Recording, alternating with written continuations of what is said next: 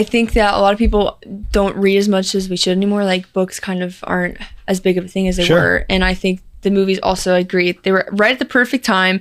And in my opinion, they are the best made movies in the history of movies. Ever. If you watch the appendices, I might agree, actually. It's wild. I've seen the appendices, unfortunately, probably like a dozen times because I just found it really cool. But I've seen the movies ridiculous amount of times. And to me, we had this one summer where my family would watch, like, we'd have family movie nights. We watched like Star Wars, Lord of the Rings, and like other things. And I have never been so like struck in with a movie before.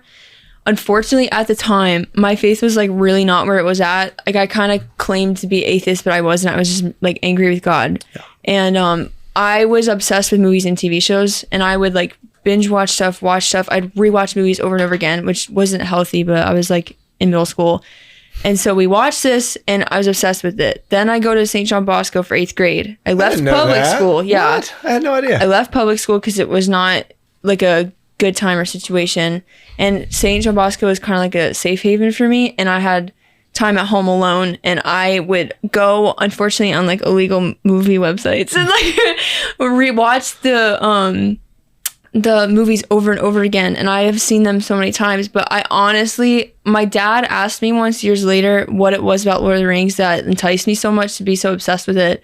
And like to the point where I have like the dictionary of Tolkien, and I have all these little knickknacks and posters and stuff. And I didn't know how to answer his question. I thought it was like the hope that it gave me that I was missing because I was away from God. And you can't get that hope from anywhere else that's involving the world.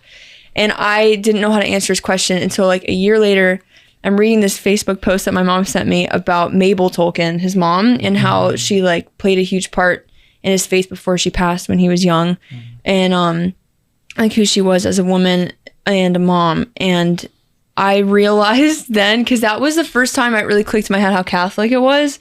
And I honestly think Lord of the Rings is what saved my faith and made me like deeply Catholic. That's beautiful. And I think that the story itself is so amazing that say what you want about the movies, and the books are obviously better and deeper and go way more into it. But the story itself and the characters and how well Peter Jackson portrayed everything, I think like it's the same thing. It oozes into the movie, and it cannot not affect you. And I think that I grew up Catholic. It was in my blood, but I was rejecting it, and that's what got me. God knew exactly how to get me at that time, and he was like, movie. Yeah. And I watched it like I was in the womb when my mom went to Two Towers in the theater or something. And so I think it was just meant to be. And I think that as people in this day and age don't read so many books, I think anybody, especially people nowadays that are younger and were my age, they should watch it because it brings up stuff, all these virtues, all these aspects, the story, how like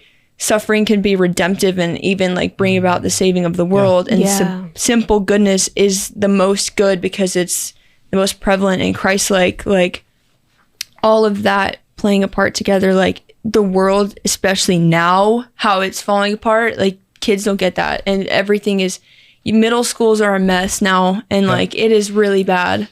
So I think this is all why we're huge. Not going to discuss Rings of Power, the Amazon. I don't want to. I was going to. No, we're not going to get into it. I actually loved it. Did you like it? Yeah. I made it through an episode, and I said, "Yeah, not for me." I watched the first two, and I was like, "No, I'm not going to do this to myself." And also, I know that traditionally the elves don't necessarily all have long hair, but that to me just played to like their ethereal character. So I liked long hair, and then Amazon whips out the short hair. My biggest issue was that the dwarf queen didn't have a beard, and that still bothers me.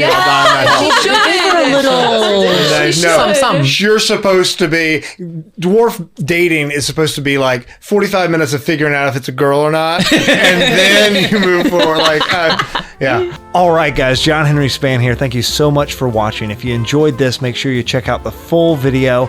Also, make sure that you like, subscribe, and share it with anybody who you might think is interested. Thanks for being here.